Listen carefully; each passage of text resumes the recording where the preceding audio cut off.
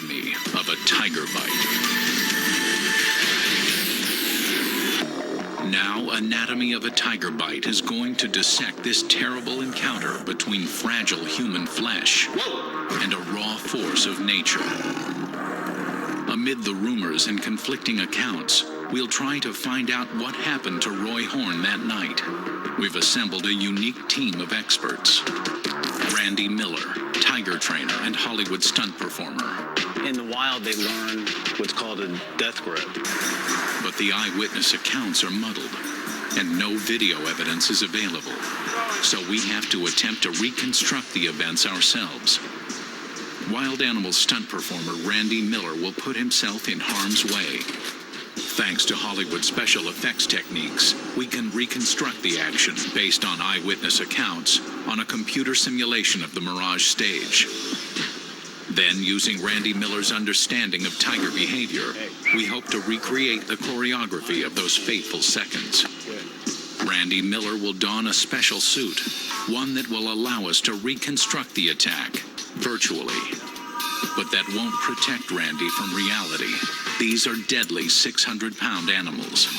But it's real important if at some point a cat gets loose or gets away from me, you guys have to stay put, don't run.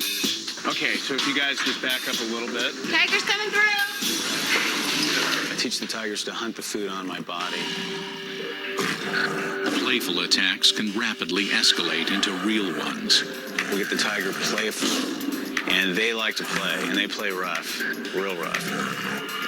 If Randy momentarily loses control of the tiger, blasts of carbon dioxide should get it back on track. There you go. Hey. It's the same technique that was used to get Montecore to let go of Roy Horn and does not harm the animal.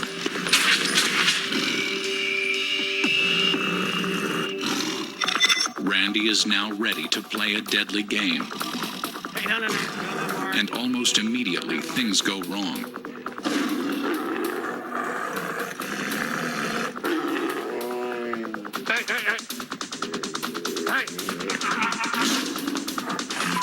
The tiger bit into Randy's thumb while hunting for the meat hidden in his hand. There was a tug of war going on. I couldn't get my thumb out, so I had to distract her, get her attention to get my thumb back. And it's really important, you know, the timing involved. You have to nip it in the bud before it escalates and puts you at harm's way. Despite his painful wound, Randy is a professional, and the experiment continues. Okay, which way do you want the tiger to go? We're now ready to analyze those crucial moments of October 3rd, 2003. Roy walks his tiger to the front of the stage. He introduces Montecore to the audience. Montecore then appears to step toward an audience member. According to witnesses, a woman with big hair, and Roy comes around to block the tiger.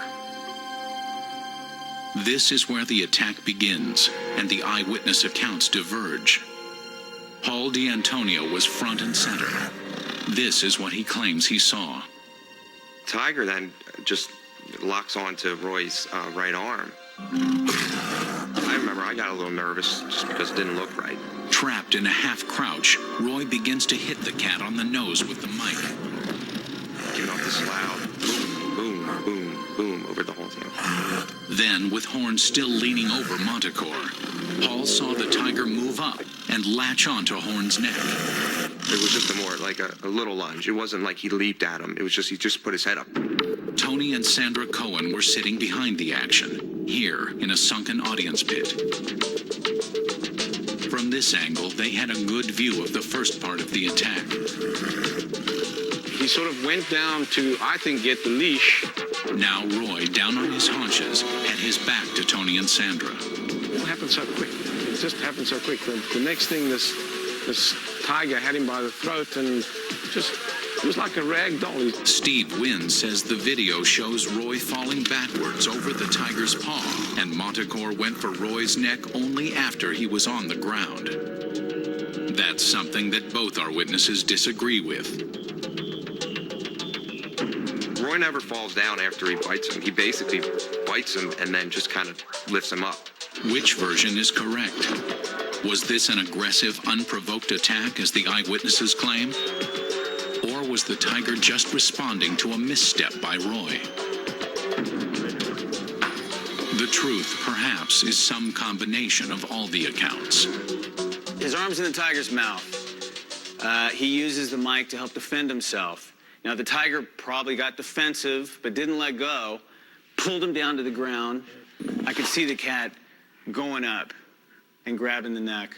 You know, if it just came over and grabbed him this way, it would have grabbed the left side of his neck. Roy may have appeared to trip when, in fact, the tiger could have been pulling Roy down to bring his neck within easy reach. But one thing is for sure. Once the tiger had Roy by the neck, getting him to let go would be a tall order. Yeah, I think the cat became more possessive when he got him, when he was on top of him and got him by the throat and had him for a second.